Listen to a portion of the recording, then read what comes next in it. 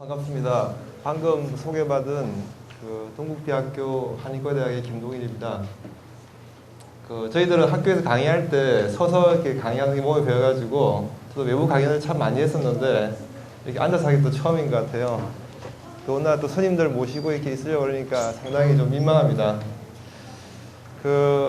불교와 한의학이라는 주제로 이제 1시간 정도 이렇게 말씀을 드릴 텐데 꽤 이제 많은 내용일 수도 있지만 시간 관계상 간략하게 말씀드리도록 하겠습니다. 지금 보이는 것이 지금 제가 근무하고 있는 일산병원이고요. 여기 이제 한방병원과 양방병원이 있고요. 저는 3층에서 근무하고 있습니다. 제가 이제 진료를 하면서 부처님께서 이제 이렇게 의왕이라고 이제 불리시지 않습니까? 그런 것처럼 환자에 대한 어떤 자비하는 마음이 없으면 사실은 이제 의료가 행해지지 않습니다. 그리고 불치외상 자신반조라고 이렇게 의사 스스로가 이렇게 자신의 어떤 문제를 꿰뚫어 보고 또 환자가 이렇게 그렇게 자신의 문제를 꿰뚫어 볼 수 있도록 이렇게 이끌어주지 않으면 많은 질환들이 이렇게 낫지 않은 걸 보게 되었습니다. 그래서 비상적인 어떤 접근에서 신행에 더욱더 가까이 갈 수 있도록 이렇게 이끌어줄 때 실제로 이제 종교와 의학이 만나는 어떤 접점을 많이 확인할 수가 있었습니다. 원래 이제 의료 또한 이타행을 해야 되는 것이고요. 이것은 이제 불교의 자비와 닿아 있습니다. 근데 이제 의료는 보게 되면은 머리로 공부하는 어떤 의학과 의학을 갖다가 이렇게 실천하는 어떤 기술적인 의술과 또 이를 갖다 바르게 행하게 하는 어떤 중심이라 할 수 있는 의도가 같이 있습니다. 그래서 이걸 삼의라고 그러는데 이런 어떤 의도를 실천함에 있어서 불교의 어떤 가르침을 지혜로운 가르침을 갖다 이렇게 훈습해서 의료인 스스로가 이렇게 몸에 배이게 하면 그것이 환자에게 옮아가서 좋은 효과를 보는 것을 많이 볼 수가 있습니다. 그래서 결국에 이제 의료를 행함에 있어서 갈수록 어떤 불교의 지혜를 의사들이 빌지 않으면 안 되는 어떤 그런 시대적 상황에 처해 있습니다. 지금 우리나라에서 이제 불교는 주로 이렇게 삼국시대 때 전래된 것으로 볼 수가 있는데 그때의 어떤 불교 전래 기록 외에 어떤 의학도 같이 들어왔을 텐데 그에 대한 기록은 많이 남아있지 않습니다. 그런데 주로 이제 고려가 아주 이렇게 불교에서 이제 융성해지는 어떤 그런 국가적인 배경적 가르침이 됐죠, 불교가. 그때 이제 인도의 의학과 그리고 이제 중국의 의학이 불교의 어떤 경전이라든지 인적 교류와 함께 고려에 많이 들어오게 됩니다. 특히나 불교가 이렇게 융성한, 특히 이제 남방 불교가 융성했던 지역들은 날씨가 따뜻하고 한약재들이 많이 이제 이렇게 자라는 어떤 그런 곳입니다. 그래서 이 시대 때 이제 주로 이렇게 약물학, 지금 우리가 많이 먹고 있는 한약들이 대거 이제 발전하면서 한국으로 이렇게 많이 유입되게 됩니다. 그리고 이제 인도약 중에서 특히 안과에 대한 어떤 지식이 매우 높았습니다. 그래서 이런 의학들이 이제 한국 사회, 특히 고려 시대부터 이제 많이 유입돼서 오늘날 이렇게 한의학의 모습을 갖추는데 크게 기여를 했습니다. 그래서 실제로 보시게 되면 이제 송나라와 이제 교류가 많이 이루어지면서부터 보면은 이렇게 한의학이 어떤 남방적 한의학과 북방적 한의학으로 이제 나뉘게 되는데 침뜸을 주로 하는 것은 북방의 한의학입니다. 춥고 이렇게 메마른 곳이었기 때문에 거기서는 이제 주로 이렇게 침이라든지 뜸과 같은 재료를 이용했었고요. 남방은 따뜻하고 이제 풍족한 곳이었고 약초 재배가 가능했기 때문에 주로 이제 약물 치료 중심이 이제 됩니다. 그런데 이런 것들이 이제 종교의 흐름과 같이 이렇게 유입되게 되죠. 그리고 이제 그때 또 중국에서 혼란이 많이 일어나가지고 북방에 있던 한족들이 북방의 이민족에 밀려가지고 이렇게 남방으로 내려가게 됩니다. 그러면서 이제 북방에서 주로 먹던 밀가루라든지 술 같은 것들을 남방 사회에 퍼뜨리게 됩니다. 그래서 이제 더운 지역이라서 밀이라든지 술을 안 먹던 남방 사회에서 이제 이렇게 그런 걸 먹게 되면서 질병이 많이 생기게 됩니다. 오늘 우리가 성인병에 걸리듯이 이제 중국의 남방 사회에 이제 변화가 많이 오죠. 그러면서 한약을 먹을 때나 질병을 치료할 때 밀가루 음식을 먹지 마라, 술을 먹지 마라 하는 어떤 그런 것들이 생기게 됩니다. 이처럼 이제 어떤 문화 현상이라는 것은 결국 의료를 아우르고 있습니다. 그래서 오늘날 한국의 불교에 있는 모습이 있는 것처럼 한국에 한의학이 있을 때는 이런 어떤 그 불교의 흐름이라든지 민족 간의 흐름이라든지 종교 이념의 흐름과 무관하지 않습니다.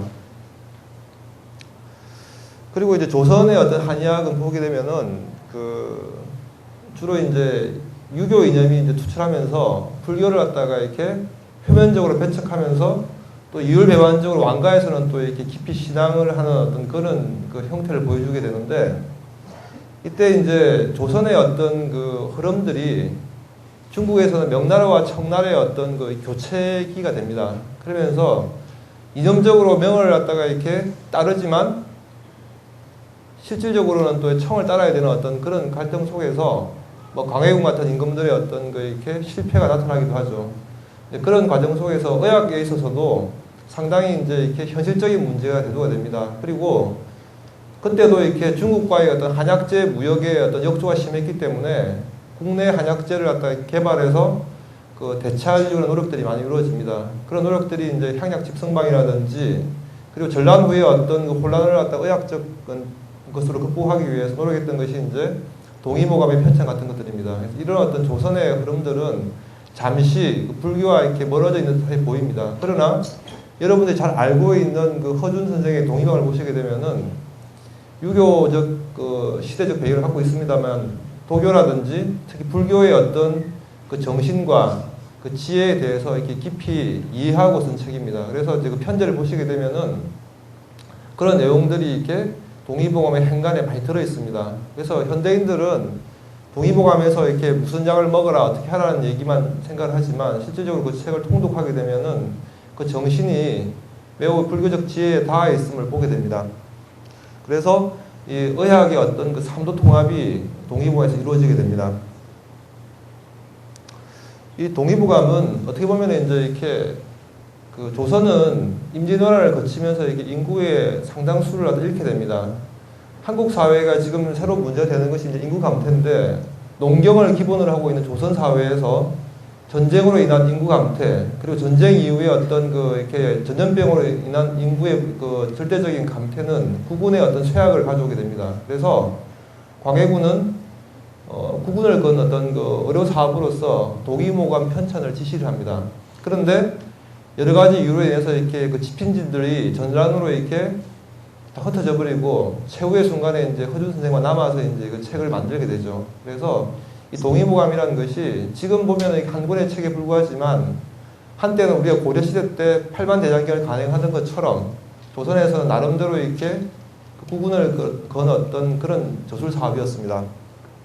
그래서 여기 보시게 되면은 아까도 말씀드렸다시피 유불선 3도의 어떤 통합적 시각이 들어가 있고요. 그리고 이제 실천적으로 어떻게 건강을 유지할 것인가 하는 어떤 그런 양생법이 나와 있습니다. 그리고 그 정, 기, 신의 어떤 인체적 생명의 어떤 중심을 그 나열하고 있고요. 그에 따라서 이제 머리에서부터 발끝까지 오장육부와 이제 각 기관들을 갖다 배치시켜 가지고 어떤 병이 생겼을 때 어떻게 볼 수 있을지 아주 간략하게 서술하고 있습니다. 그래서 철학과 이론적 실천이 함께 제시되는 그런 좋은 책입니다. 그리고 이제 이 동의보감이 후대 가게 되면은 방향화편이라는 어떤 책으로 이렇게 간략화되어서 이렇게 실제 임상에 활용되게 되고요. 지금 어르신들도 몇 분 계신데 방향화편 뭐 몇 줄 외워보신 분도 계실 겁니다. 아마 이제 그런 어떤 책으로 간결화되게 됩니다. 제가 1월 31일 날 저기 그 수덕사에 이제 의료봉사를 갔었습니다. 그래서 이제 견성하면서 의료봉사를 하고 조금 올라가니까 이제 이렇게 정회사가 있더라고요. 그 스님들 이렇게 때묻지 않은 이렇게 그 빨래입니다. 그래서 보면서 이렇게 되게 마음이 따뜻해졌어요. 그래서 그 찍었던 제 사진입니다. 그래서 문득 이렇게 현실에서 벗어나가지고 이 산사에서 이렇게 지혜를 닦는 것이 얼마나 아름답고 편한가 하는 생각을 잠시 해봤습니다. 물론 힘드시겠지만 정신이 참 맑아졌었어요. 그리고 이제 한의학에서 그 제일 특징이 있는 것이 이제 체질의학입니다. 체질에 대한 걸 설명을 드리면서 오늘 이제 몇 가지 성인병에 대해서 말씀드리겠지만 그 체질에 대해서 한번 생각을 해보면서 이렇게 대략적인 것을 나누고자 합니다. 그 제가 이제 체질에 대해서 이렇게 많은 얘기를 하게 되는데 많은 분들이 체질이면 내 체질이 뭘까? 난 뭘 먹어야 되나 말아야 되나 이런 걸 많이 질문을 하십니다. 실제로 이제 이렇게 이재마 선생이 조선시대 말기에 이제 태어났는데 이분은 되게 재밌는 사람이에요. 그 부친이 어느 날 꿈을 꿉니다. 흰 말이 자기 가슴으로 이렇게 뛰어들어오는 꿈을 꿨어요. 그래서 이제 생각에 이게 태몽이다. 우리 집안이 기울었는데 이제 바짝 세워줄 것 같아. 그래서 이제 그 사모님한테 이제 이렇게 애 하나 만들자고 이렇게 얘기하니까 웬 너뚱이냐고 이렇게 태박을 놨습니다. 그래가지고 주막집 처녀랑 이렇게 재간을 해가지고 이제 세칸이죠. 그래서 이제 애를 만듭니다. 그래서 이제 흰 말, 그래서 이제 말맞자가 들어갔고요. 옛날에 이제 말은 나면 제주도로, 사람은 나면 서울로 그랬죠. 그래서 이제 제주도 말이라고 제말하고 이름을 붙였어요. 근데 이제 이 사람이 이제 기운이 이렇게 정신적 기운이 세가지고 젊었을 때는 우리나라 전국을 유람을 하고요. 그래서 청년기에는 이제 자라서 시베리아까지 갑니다. 그래서 세상 넓은 줄을 이제 알게 된 거죠. 그런데 서자였기 때문에 출신의 어떤 그 장애가 있죠. 그래서 이제 이 사람이 어떻게 생각했냐면 조선시대의 혼란을 극복할 수 있는 지배자의 그 구미에 맞는 이데올로기를 만들어주면 내가 이렇게 신분을 극복할 수 있을 거라고 생각을 합니다. 그래서 이제 주역에 보게 되면 이제 이렇게 괴가 나오잖아요. 그죠? 그거로 이제 이렇게 태양, 태음, 소양, 소음 이렇게 이제 4개 상으로 나누고 각각의 사람이 있고 세상이 그러하니까 각각의 사람들은 각각에 맞는 성격과 행동 양식이 있을 것이다. 그렇게 이제 그 사람들을 교육시키면 개인이 발전할 것이고 개인이 발전하면 고을이 발전할 것이고 고을이 발전하면 나라가 발전할 것이라는 생각이 이재마 선생의 생각이었어요. 그렇게 해서 이제 벼슬을 하고 싶었는데 잘 안 돼요. 그러다가 이제 겨우 이렇게 좀 줄을 잘 서가지고 이제 벼슬에 오르는데 무관으로 오릅니다. 무과에 급제를 합니다. 그래서 이제 무관이 돼가지고 제가 이제 고향이 경남 진해인데 진해 현감을 해요. 그러면 이제 진해에서 좀 올라와주면 부산 한번 가지고 대전 찍고 서울 와줘야 되잖아요. 그런데 진해에서 바로 또 함경도로 또 발령이 납니다. 그러다 병이 나요. 그래가지고 이제 이렇게 저술 사업을 하다가 다 그만두고 이제 이렇게 조선시대 사람들은요, 나라 경영에 참여하지 못하면 사람의 몸은 이렇게 작은 국가와 같다, 우주와 같다 해서 이렇게 질병 치료하는 의사 생활을 많이 했습니다. 그래서 이제 그런 사람들을 유의라 그럽니다. 유학자 의사라 그래서 유의라 그러는데 이분이 이제 유의의 길에 접어들어요. 그래가지고 이제 이렇게 자기가 이렇게 성정론이라 그래서 사람의 어떤 타입에 따라서 이렇게 연구하던 거에다가 플러스 질병에 대한 걸 연구를 해가지고 이렇게 그 체질의학을 만듭니다. 그러면 이제 이재마 선생이 이야기하고 싶었던 것은 기껏 어떻게 밥을 먹고 어떻게 뭐 이렇게 하느냐 이런 문제가 아니고 어떻게 살아갈 것인가에 대한 문제를 얘기하고 있었던 거죠. 그래서 여러분 오늘 이렇게 사상의학의 어떤 그 패턴을 보면서 내가 어떻게 살 것인가, 내가 어떻게 누구를 만날 것인가, 어울릴 것인가에 대한 생각을 해주시면 좀 좋겠습니다. 네 사람을 갖다 이렇게 제가 예를 들겠습니다. 태양이는 이제 김대리인데 이 사람은 제가 이제 다니던 그 은행의 대리입니다. IMF 때 이제 구제금융위기 지금부터 한 10년 전쯤에 우리나라 경제 되게 어려웠지 않습니까? 이때 이제 은행 간의 어떤 구조조정이 막 일어나는데 이 태양이는 보면은 이렇게 자기 개인의 일보다는 집단적인 일, 사회적인 일에 관심이 많아요. 변화를 꿈꿉니다. 그래서 종교 지도자라든지 사이비 교주라든지 노조 지도자라든지 뭐 정치 지도자 같은 사람들이 이제 대표적인 어떤 태양인의 패턴입니다. 근데 이 사람이 자기 능력이 있으면 사회를 변혁할 수가 있겠죠. 그러나 능력이 없을 경우에는 어떻게 되겠습니까? 불평 세력이 되고 술과 마약 같은 거에 찌들리게 됩니다. 이 김대리라는 사람은 자기의 노력은 하지 아니하고 이렇게 불평불만만 얘기하다 보니까 은행의 어떤 그 합병 과정에서 이렇게 실직하게 됩니다. 그리고 소양이는 보면은 이게 관심이 사람에 있습니다. 태양이는 세상에 관심이 있고요. 소양이는 사람에 있습니다. 그래서 이렇게 사람을 좋아합니다. 친구를 좋아하고요. 동창회 총무하는 사람들 보면 이렇게 소양인이 많습니다. 자다가 이렇게 모처럼 이렇게 그 사모님하고 이제 이렇게 기분 좋게 이제 딱 있는데 딸랑 전화가 옵니다. 저기 내가 지금 좀 이렇게 술값 떨어졌어. 좀 문제 생겼는데 나와줄래? 그럼 쪼르르 나갑니다. 이렇게 친구들한테 인기가 많으나 부인한테는 인기가 없겠죠. 반대로 이제 여자 입장에서는 반찬을 예쁘게 하고 화장을 예쁘게 하나 빨랫감이 이렇게 뒤에 쌓여있는 사람이 소양인이 많습니다. 그래서 되게 소양인들은 가만히 있지를 못해요. 공간에 갇혀 있으면 답답합니다. 그래서 사회활동을 해야 됩니다. 그래서 소양인의 장점은 친구를 잘 사귀고 사람들을 기분 좋게 해줍니다. 그러나 단점은 유종의 미가 없습니다. 너무 이렇게 관심 분야가 많고 여러 사람을 사귀다 보니까 실속이 없는 부분들이 많죠. 제 친구의 아버지가 그런 사람이었습니다. 그래서 이렇게 친구들 뒷보정하다가 IF 때 이제 난리가 나가지고 그 친구 어머니가 황혼이혼을 합니다. 그 두 가지 이유 때문입니다. 첫째는 뭐냐면 그 보정 때문에 이혼을 해야 이제 재산을 좀 지킬 수 있는 측면도 있었지만 그보다는 이제 그 아주머니의 어떤 그 아주 결심이었는데 당신 빨래도 해줄 수 있고 김치도 담가줄 수도 있는데 호주은 같이 공유 못 하겠다고 가족을 이렇게 버리고 평생 살았는데 이제 버림만 받아보라고 이런 어떤 그 복수심으로 이제 이렇게 황혼이혼을 하게 됩니다. 그래서 이제 소양인들은 이 교회에 친구 사귀는 게 능하지만 정작 내 거를 잘 못 챙기는 어떤 그런 측면이 있습니다. 태어미는 되게 이렇게 그 사업 수완이 좋은 사람들입니다. 이렇게 체구가 좀 크시고 퉁퉁하니 구둑해 보이는 분들입니다. 참 사람은 좋아 보이는데 대단히 현실적인 사람들이죠. 그래서 이렇게 이런 법당에서 이제 될지 모르겠습니다만 포카페이스라고 우리 이제 도박하는 사람들 보면 이렇게 패를 쥐고도 이렇게 우선 편지 딱 표 안 나잖아요, 그죠? 그런 사람들이 많아요. 예를 들어 가지고 주식값이 요동을 치고 있는데 이번에 확실한 주식이 이제 이렇게 어느 기업이다 정보를 알아요. 그럼 소양인들은 다 떠벌립니다. 막 얘기를 해요. 소민들은 친한 친구들한테만 얘기해줘요. 태어민들은 아예 얘기하는 자기만 다 알고 있어요. 그리고 돈도 많은데 회식 끝나고 난 뒤에 신발끈이 풀리거나 갑자기 오줌이 마려운 사람들이 태어민들이 많아요. 그래서 태어민들이 대체로 보면 이게 부자가 많습니다. 그러나 이제 인색한 소리를 많이 듣죠. 제가 이제 옛날에 일산에 옮기기 전에 이제 강남 논현동에 이제 병원이 있었는데 그 압구정동에 부잣집 그 사모님이 있었어요. 그래가지고 집이 몇 채가 되고 자식들이 다 이렇게 반경 100m 안에 살았는데 아프면 저한테 와요. 그러니까 질병을 치료할 때는 저한테 오고 가격을 형정할 수 있는 보약을 지으러 할 때는 아는 집에 가는 거예요. 가가지고 하나 더 끼워오고 이런 식으로. 그리고 그렇게 몇 년간 저한테 치료를 받았었는데 한 번도 저한테 이렇게 물 한 잔 갖다 준 적 없어요. 그러니까 부자가 되죠.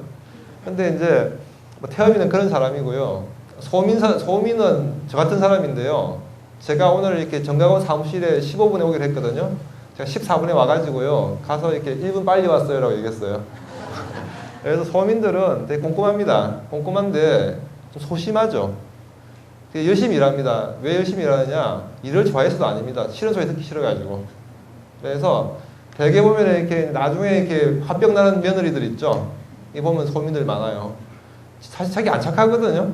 근데 좀 개면 좁고 불편하니까 말 안 했던 건데 나중에 이제 참다 이제 난리 나는 사람들 보면 소민들이 많아요. 잘 삐지죠.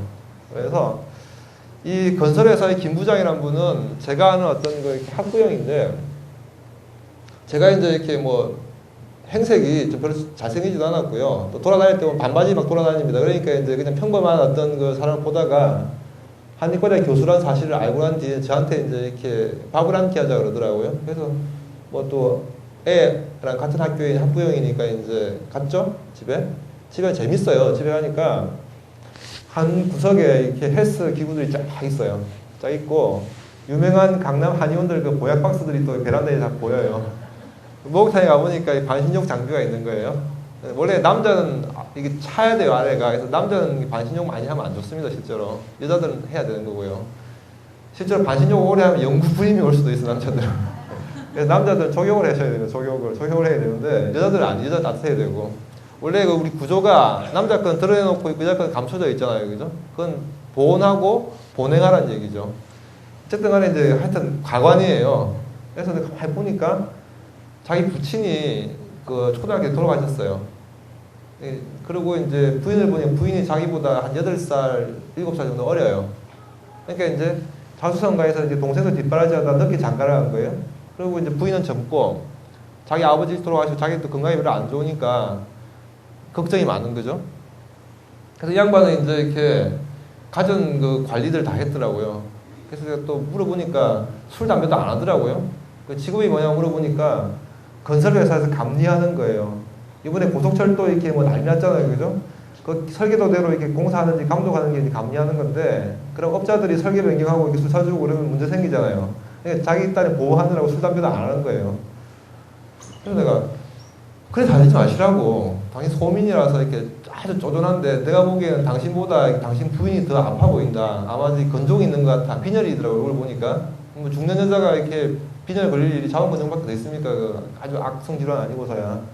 그 양반 부인 진짜 건종이라 수술했어요. 했는데, 당신이 더 건강한 것 같아. 그리고 술 한 잔씩 해라. 그래야 피로도 풀리고 좀 스트레스 받지. 당신이 뭐 이렇게 뭐 대단한 사람이라고. 그래, 사노. 그리고 이제 소주 한 잔씩 했어요. 그러니까 건강해지더란 말이에요.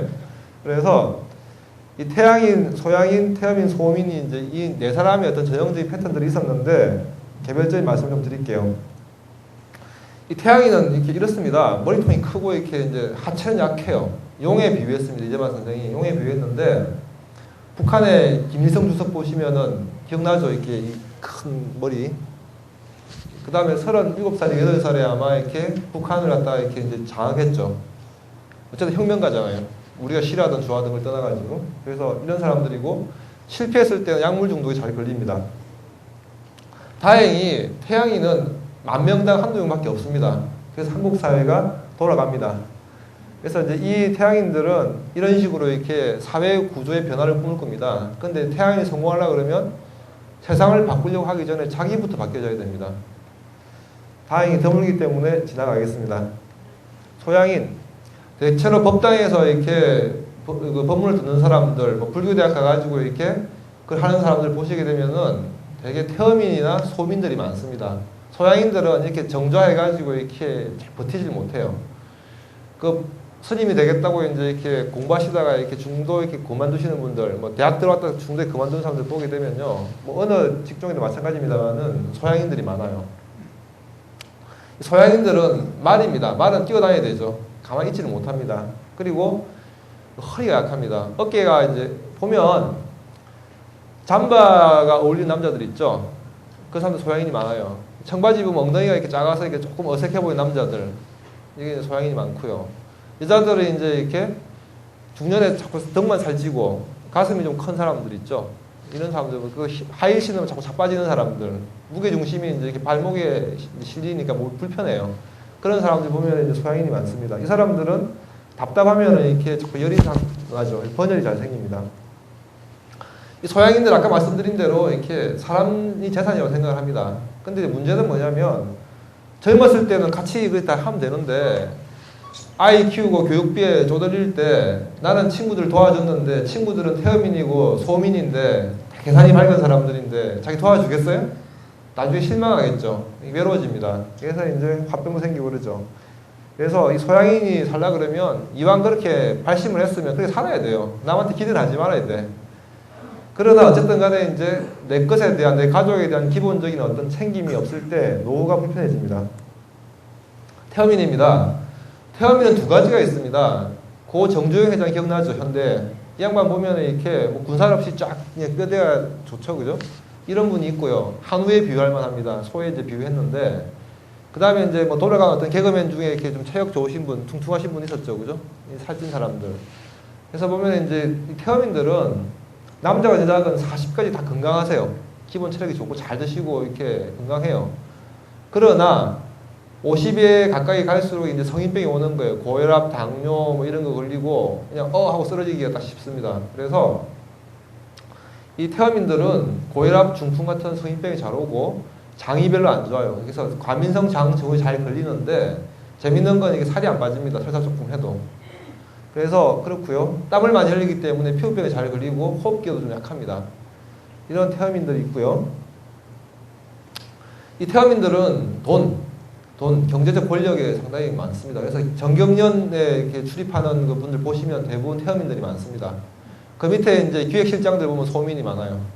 그래서 하여간 이 태음인들은 자기가 모은 거를 갖다가 이렇게 내보낼 줄 알아야 됩니다. 그래서 10%는 남을 위해서 쓴다고 생각하고 살면은 태음인들은 존경받습니다. 어차피 성공은 했고 존경의 문제로 넘어갔을 때 베품의 어떤 그 미덕을 가지셔야 됩니다. 여기 보면 이렇게 태음인들 들어 계시지만 아마 잘 베푸실 겁니다. 불사에 적극 참여하시고 이렇게 대중운영 많이 하십시오. 그 다음에 소민입니다. 소민들은요, 이 배심이 없어가지고 늘 구부정합니다. 그러다 보니까 어깨가 많이 결리죠. 그래서 손발이 차요. 그 주부들 중에 이렇게 집 나가다 어디 외출할 때 가스 껐는지 다시 확인한 분들이 있죠. 소민들이 많아요.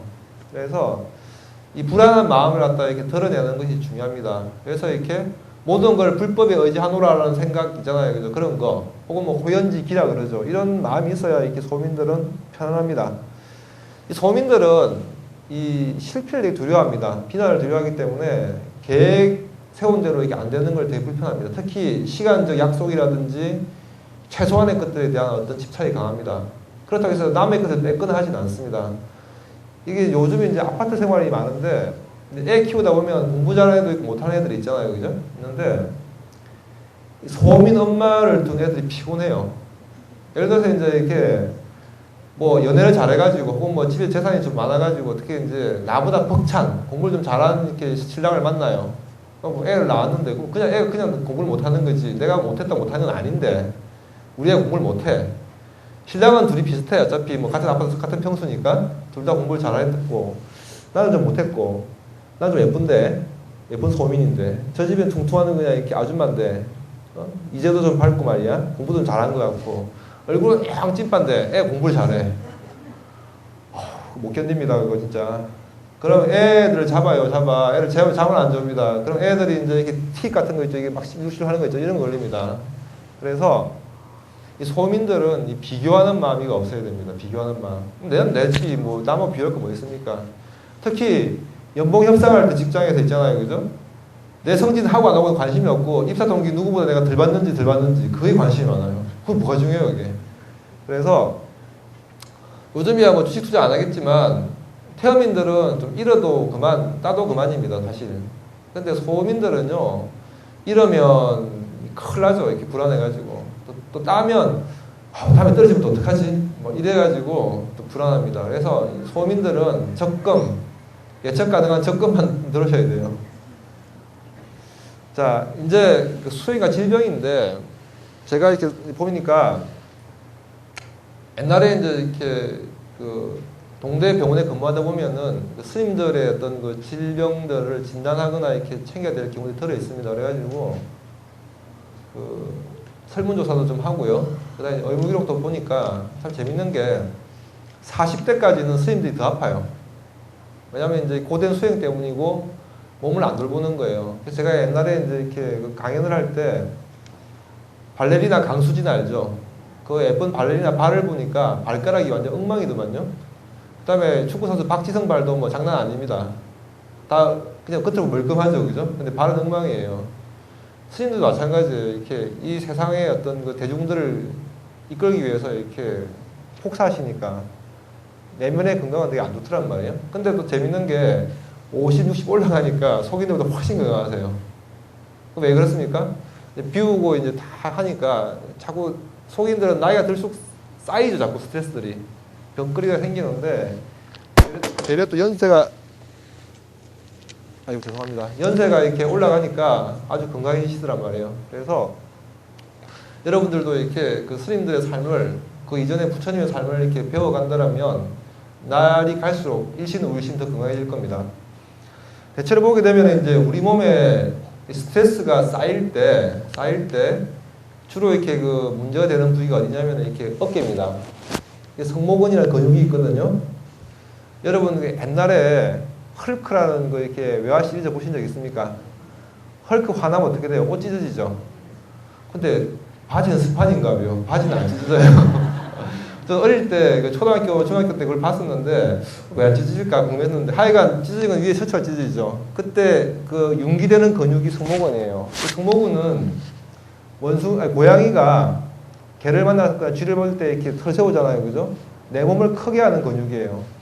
그 다음에 고릴라가 화났을 때도 막 두드릴 때 올라가는 근육입니다. 그러니까 내 기세를, 나를 갖다 상대방에게 겁줄 때, 혹은 내가 겁을 먹고 이제 이렇게 겁 안 먹은 척 할 때, 그때 이제 긴장을 하는 근육인데, 지금 우리 어깨에 털 없잖아요.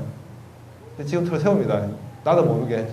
그러니까 화가 나거나 불안하면 여기가 힘이 들어가는 거죠. 그래서 스트레스 근육이라고 그럽니다. 현대인들이 이게 많아요. 그래서 어깨가 늘 뭉치고 아픈 거죠. 그러면 내 어깨가 뭉치고 아프면 내가 누군가에게 비굴하게 이렇게 고개 숙이고 있으면서 화를 삭히고 있거나 아니면 이렇게 너무 충격적인 사실로 인해서 이렇게 내 생명의 위협을 느끼거나 내 존재 가치의 위협을 느끼고 있는 불안 상태라고 생각하시면 됩니다. 그래서 이런 걸로 인해서 어깨도 아프게 되고요. 그 다음에 이 근육이 뻗치게 되면 뒷목으로 연결되어 있거든요. 머리까지. 머리가 아픕니다. 그래서 머리가 이렇게 확 죄듯이 아픈 거죠. 그리고 심지어는 이렇게 눈이 아파가지고 눈이 빠질 듯 합니다. 안과 가보면 이상 없다 그러죠.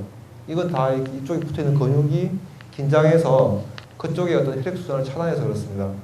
그리고 이제 고혈압, 동맥경화, 동맥경화, 뇌출혈 같은 병들이 생길 수도 있겠고요.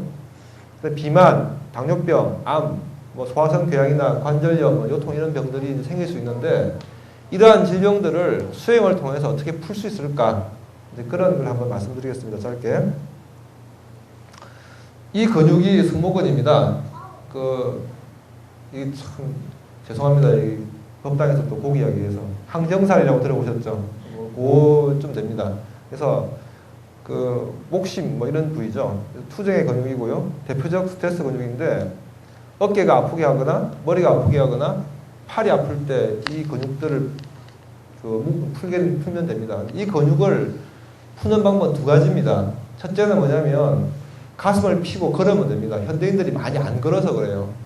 가슴을 펴고 걷게 되면은 가슴 근육과 등 근육이 균형이 잡히면서 등 근육이 어떤 피로가 풀립니다. 두 번째는 뭐냐면요. 마음의 평화입니다. 마음이 불안하지 않고 화평해지면 됩니다. 그래서 제가 어릴 때 이 어깨가 많이 아팠었는데 이게 마음의 평화에 대한 관심을 가지고 공부를 하고 마음 공부를 하고 그리고 빨리 걷기. 마음이 번잡스러우면 이게 빨리 걸어요. 한 2시간씩 걷고 나면 이렇게 안 아픕니다. 그래서 이 사실은 이제 현대인들이 걷지 않고 앉아서 골똘하게 화내거나 불안해하기 때문에 아픈 거거든요. 그래서 이런 문제를 풀어야 되고요.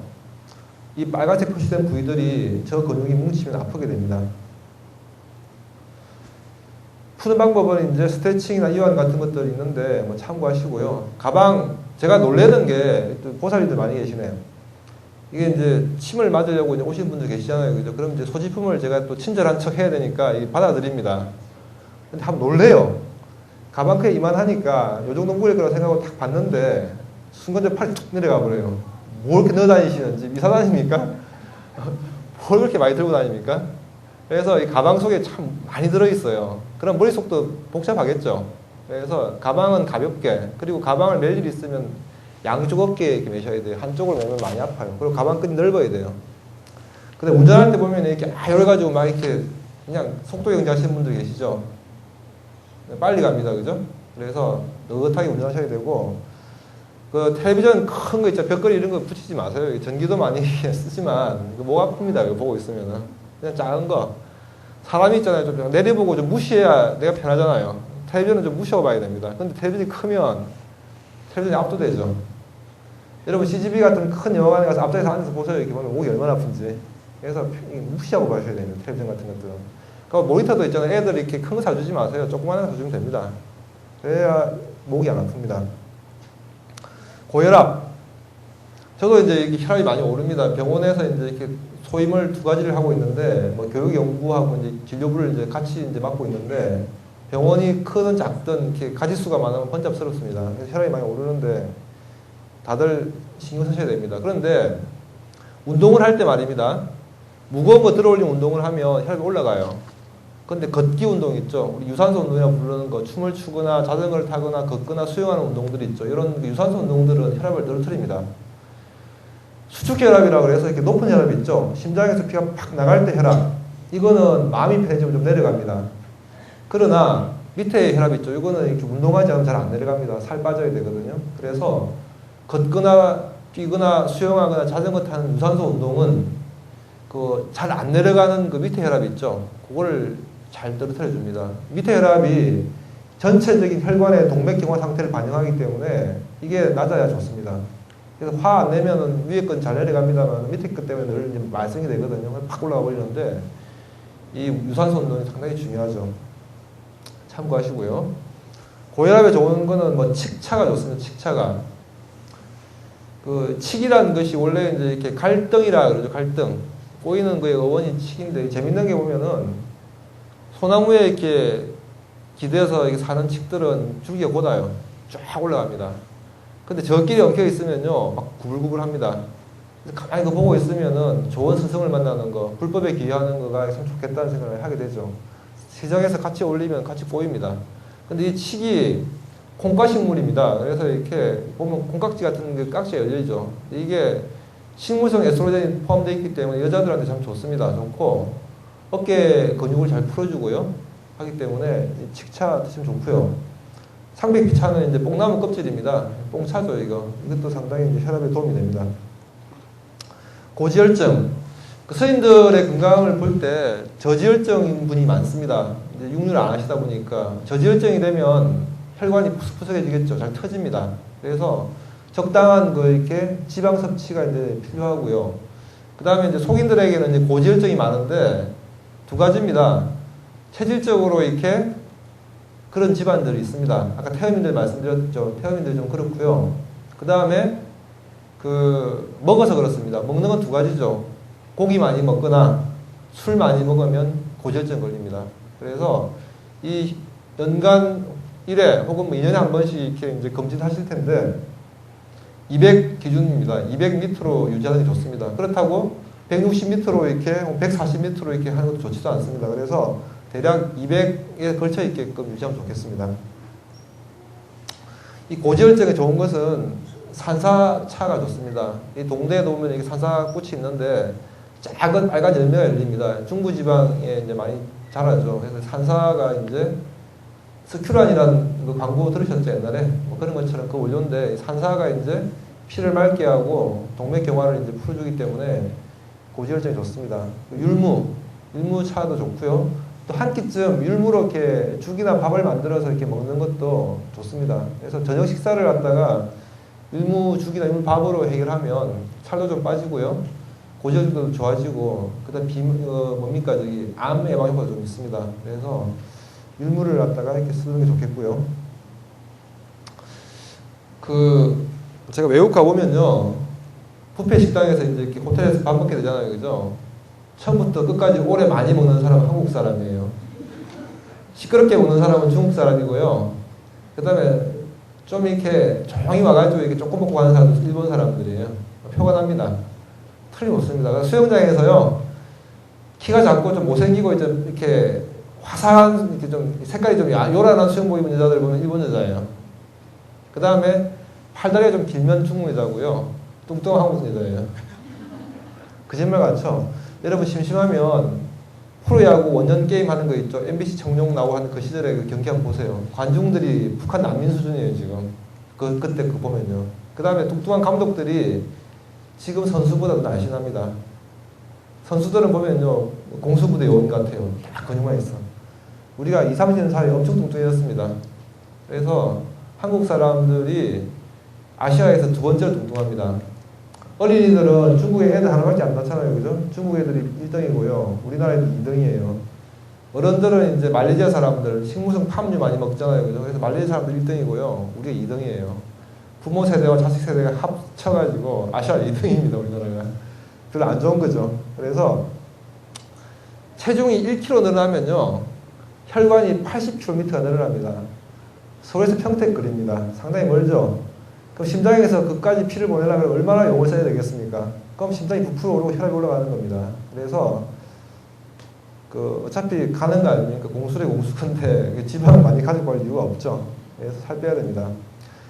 이 살이 찌면 인슐린 호르몬 작용이 안 돼가지고 내장 능장내라 해서 이렇게 당뇨에 준한 상태가 오고요. 나중에 당뇨병이 옵니다. 그래서 이 당뇨병이 걸리게 되면은 정상이 별로 없습니다. 처음에 피곤합니다. 피곤하고 이렇게 무기력해지고 남자들 의욕 없어지고요.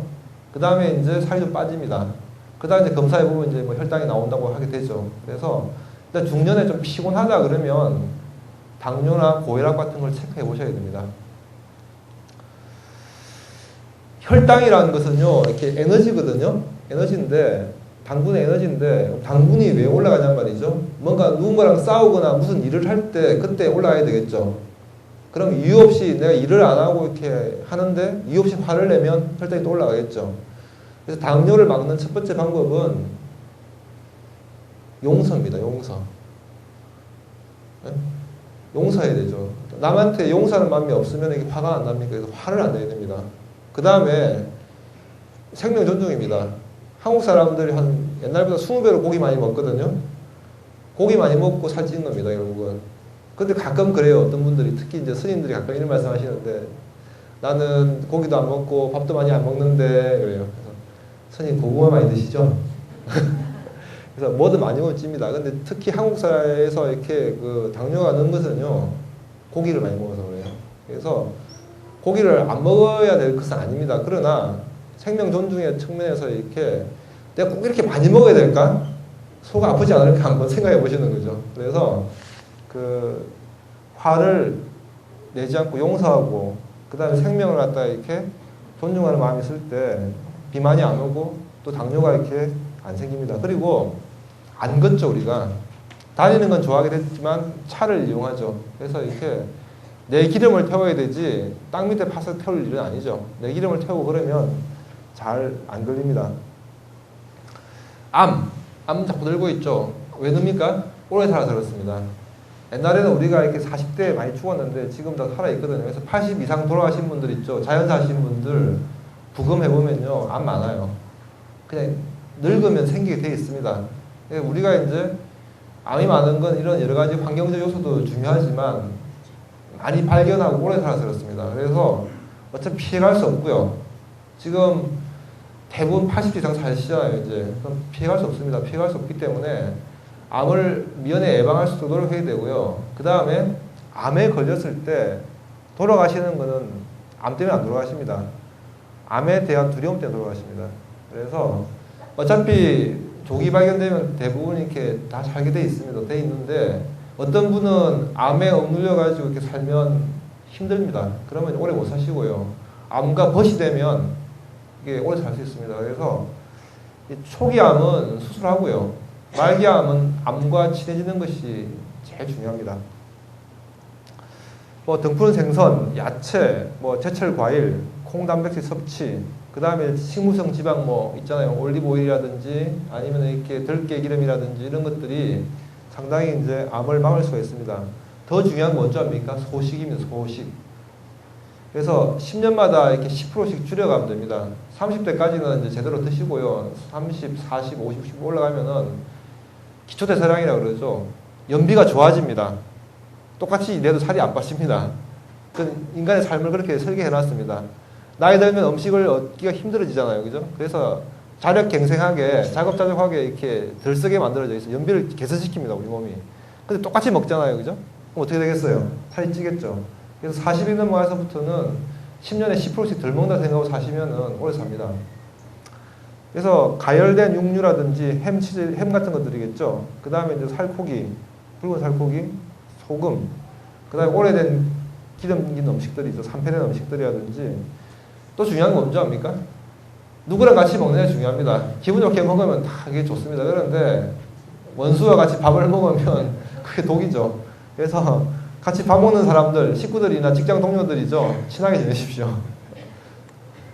그 다음에 동맥경화인데 이 혈관이 막힙니다. 막히게 되면 혈압도 올라가고 상처가 생기죠. 좁은 데 지나갈 때 압력이 높아지니까 상처가 생겨서 이렇게 자꾸 반복적으로 이렇게 문제가 생기죠.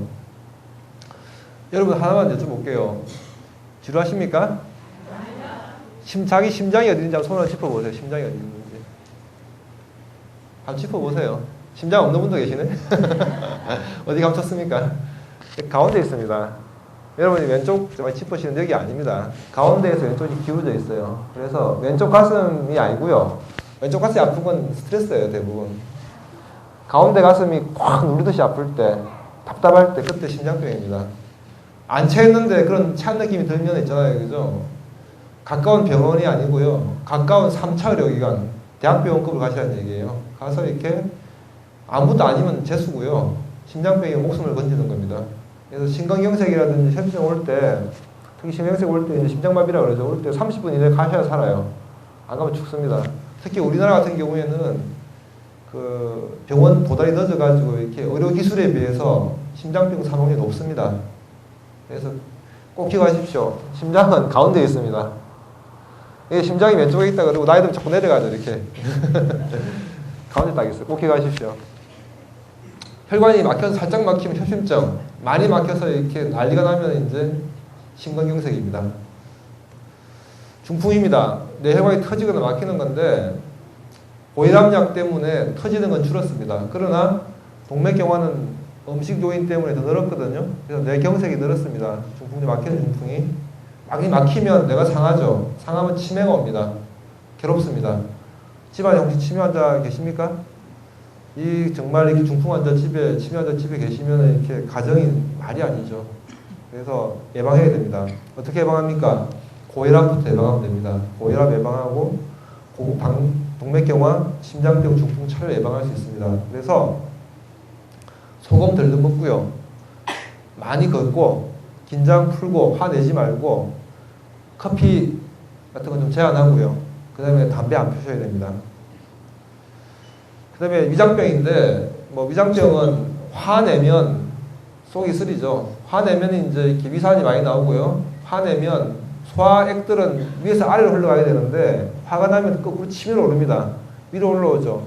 가슴이 쓰리죠. 왜 그렇습니까? 위산이 올라와서 식도에는 점막이 없습니다. 위벽에 점막이 있습니다. 코팅 안 된 데서 이렇게 산으로 지져버리니까 쓰라린 거죠. 그래서 무척 화났기 때문에 위산이 위로 올라가는 겁니다. 그래서 화내셔야 됩니다. 이 소화기병 막으려고 그러면요, 많이 웃으셔야 됩니다. 박수 치고 웃고 하면 이렇게 좋고요. 2, 3차가 꼭 좋다기보다도 커피 먹지 말라는 얘기입니다. 그리고 심호흡 많이 걸으셔야 됩니다. 이런 것들이 이제 예방해 주고요. 제 어머니가 키가 70이에요. 불심이 깊어가지고 뭐 조계종절과 천태종절을 늘 왕복하시는 분이신데 하여간 어지간히 피곤하게 사시는 분입니다. 근데 키가 70이에요. 그래가지고 어렸을 적에 시장에서 이렇게 잊어먹을 염려가 없었습니다. 뭐 풀빵 쳐다보다가 이렇게 놓치기도 하잖아요. 그죠? 근데 목이 하나 더 있으니까 그만 가요. 그러다 어느 해에 이제 75짜리 아주머니 한 이사를 오셨어요. 동네에. 그래가지고 두 번째 됐는데 우리 모친이 이제 김부살님이 이제 키가 68밖에 안 돼요. 7순이 이제 되니까 이제 숙여져가지고 키가 줄어듭니다. 그리고 허리가 아파요. 막연하게 아프고 그다음 위가 눌리겠죠. 이렇게 숙여지니까 위산이 올라가서 속이 쓰립니다. 그리고 허파가 이렇게 눌립니다. 가슴이 좁아져가지고 그래서 숨이 찹니다.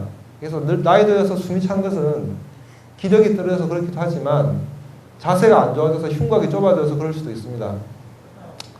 많이 걷고 산에 이렇게 절에 많이 다니시고 방생법회 많이 다니시면은 덜 걸립니다. 허리 아픈 거죠? 다 아프죠, 그죠? 허리 다 아픕니다. 다 아픈데 한쪽 다리로 저리면서 아프면 수술할 필요가 있습니다. 허리만 아플 때는 대부분 수술 대상이 아닙니다. 그런 경우에는 뭐 물리치료를 받든 침치를 하든 그렇게 하시면 좋습니다. 허리를 예방하는 법도 통증 예방하는 것도 걷는 겁니다. 그러면 배에 힘이 들어가고 뱃살이 빠집니다. 그러면 허리 쪽 근육이 부담이 덜 가겠죠. 집에 부인이 좀 돈을 벌어주면 남편이 안 편합니까? 그죠? 배에 복근이 힘을 각시가 일도 안 하고 퍼졌어. 허리 아저씨가 이렇게 힘든 거야. 허리뼈이 그렇게 생기는 겁니다. 그래서 복근에 힘이 있으면 허리가 안 아픕니다. 그래서 복근에 힘이 생기려고 그러면 빨리 많이 걸으시면 됩니다. 나이 들어서 허리 아픈 거 대부분 이제 척추관 협착증이라고 허리 사이 좁아지는 겁니다. 그래서 다리가 이렇게 나무 다리 갖고 저릴 때 이 협착증이 의심이 되는데 이 또한 많이 걸을 때 덜해집니다. 요통에 좋은 습관입니다. 뱃살을 없애자, 많이 걷자, 바른 자세를 갖자, 물건을 들 때는 바짝 당겨서 들자. 사소한 거 들다가 허리 다칩니다. 그래서 항상 몸 가까이 붙여 들어야 되고요. 체조를 생활화하고 두충 체화에 도움이 됩니다. 관절염이죠. 마디가 이렇게 부풀어오는 고운 관절염인데 무릎도 아플 수가 있고요. 이 관절염이 안 걸리려 그러면 개인적인 차이가 심합니다. 그래서 관절에 힘을 많이 이렇게 가지 않도록 해야 됩니다. 그래서 이렇게 계단을 내려가는 거 안 좋습니다. 올라가는 건 괜찮습니다. 그래서 올라갈 때는 걸어 올라가시고요. 내려올 때는 반드시 엘리베이터 타십시오. 거꾸로 하시죠. 그렇게 하고 그 다음에 지팡이 짚고 다니는 걸 갖다 부끄러워하지 않아야 됩니다. 보조기구를 잘 써야 되고요. 운동해서 관절이 안 닳습니다. 운동하셔야 되고요. 그 다음에 이제 운동을 하게 되면은 연골이 좋아집니다. 그 다음에 수영 같은 거 많이 아프신 분들은 물속에서 운동하는 것들이 또 도움이 될 수 있습니다. 그러나 너무 강한 운동이라든지 자세가 이렇게 고정되는 운동은 좋지 않습니다. 오가피차나 중차 이런 것들이 좋겠고요. 일문차도 좀 도움이 됩니다. 자, 중년의 수행과 건강 관리를 잠깐 말씀드릴게요. 동의보감에서 이렇게 이제 사람의 모습을 이렇게 그려놨습니다. 이상하게 생겼죠? 입을 벌리고 있죠? 숨을 잘 쉬라는 얘기를 하고 있는 겁니다. 그래서 머리끝부터 발끝까지, 항문까지 이제 이렇게 숨이 안 가는 곳이 없으니까 숨 잘 쉬는 것이 이제 건강하다는 거죠. 실제로 보게 되면은 숨이 끊어지면 죽는 거죠. 그래서 어떻게 보면 수행에서도 숨결을 고르게 하는 것, 마음의 불안과 분노를 없애가지고 이렇게 숨결을 고르게 하는 것이 수행의 어떤 한 방편일 겁니다. 그래서 보통 사람들은 안 죽으려고 이렇게 들이마시기만 합니다. 이렇게 합니다. 그러면요, 산소가 너무 많이 들어와가지고 피가 탁해집니다, 오히려. 차라리 내보내면 됩니다. 이렇게 불어버리고 홀을 하게 되면요, 다 빠져나가면 자동적으로 돌아와서 필요한 만큼 들어갑니다. 그래서 항상 호흡을 할 때 많이 내보내는 거, 그거 중요합니다. 마음이든 돈이든 뭐 호흡이든 내보낼 때 다시 돌아옵니다. 그래서 이 출리, 내보내는 거가 상당히 중요하다고 저는 생각합니다. 그래서 이렇게 수식관도 할 수 있겠고요. 그 다음에 이제 또 뭐 유명한 게 이렇게 박희 선생 같은 분들은 이게 이제 out first, out long이라고 해가지고 숨 내쉬는 것부터 먼저 하고 길게 가져가는 이런 어떤 호흡법을 얘기하기도 합니다. 그래서 몸가짐을 바르게 하고 숨만 바르게 해주면은 거의 뭐 수행자의 다름 아니라 할 수 있겠죠. 이렇게 살면 좋을 것 같고요. 운동 강도와 유산소 운동과 근력 운동에 대해서 말씀드리겠습니다. 운동 강도는요, 시험에서 간단히 말씀드릴게요. 도반이랑 같이 길을 가는데 뛰면 말 못하죠. 서슬 가면 노래도 부를 수 있죠. 도반이랑 같이 가는데 겨우 대화할 수 있을 정도가 이제 중등도 운동입니다. 그게 좋습니다. 그 정도 강도로 하시면 됩니다. 그 다음에 근력 운동은 이렇게 막 들어올리고 막 하는 운동이거든요. 요거 나이 들수록 한 20, 30%를 줄이고요. 운동의 70%는 이제 걷거나 뛰거나 하는 유산소 운동으로 가셔야 됩니다. 제일 좋은 근력 운동 플러스 유산소 운동이 뭔지 압니까? 108배입니다. 팔로 받쳐서 올려야 되죠. 적당한 근력 운동에다가 계속 하다 보면 숨 찹니다. 그래서 그런 것들이 좋은 이제 되죠. 그래서 이 세세한 내용들은 자료 참고하시고요. 그 다음에 1km를 뛰는 거나 2km를 걷는 거나 4km를 자전거 타는 거나 300m 수영은 똑같습니다. 너무 무리하게 운동하지 마십시오. 이게 1km를 1시간을 뛰는 거고 1시간을 걷는 건 다릅니다. 그러나 1km를 뛰는 거나 2km를 걷는 건 마찬가지입니다. 그러면 좀 오래 운동하는 거죠. 그래서 가늘고 길게 하십시오. 그래서 뛰려고 하지 말고요. 그냥 많이 걸으십시오. 108배 아까 말씀드렸죠. 좋은 운동입니다. 그 다음에 삼식균등이죠. 새끼 고르게 드시고요. 늦게 먹지 말고요. 적당하게 이렇게 꼭 육류를 초기들 하시게 될 때는 삶은 육류를 드십시오. 그러면 맛이 없어서 많이 안 먹습니다. 양념을 하고 막 굽고 지지니까 많이 먹는 거거든요. 삶아서 담백하게 드시고요. 식물성 지방질 좀 드셔야 되고, 제일 중요한 건 과식 안 하는 겁니다. 그리고 이제 저염식 하시고요. 이제 넘어가겠습니다. 그래서 이제 살다 보면 화날 일이 생기는데 대화해야 되죠. 마주보고 얘기하면 싸우기 쉽습니다. 옆에 있으면 또 괜히 너무 친해져요. 이렇게 45도로 앉으면 설득이 됩니다. 그래서 이렇게 자녀 교육이든 남편 얘기든 대놓고 조곤조곤 얘기하면 남자들 화냅니다. 그래서 이런 거 좀 생각할 필요가 있고요. 정회사에는 이제 만공탑일 겁니다. 그래서 이상 이렇게 1시간 맞추느라고 뒤는 좀 빨리 했는데, 뭐 오늘 제가 3가지 말씀드릴게요. 덜 먹자, 많이 걷자, 화내지 말자, 그 다음에 비우자. 호흡이든 돈이든. 그리고 이제 108배 많이 하자입니다. 감사합니다.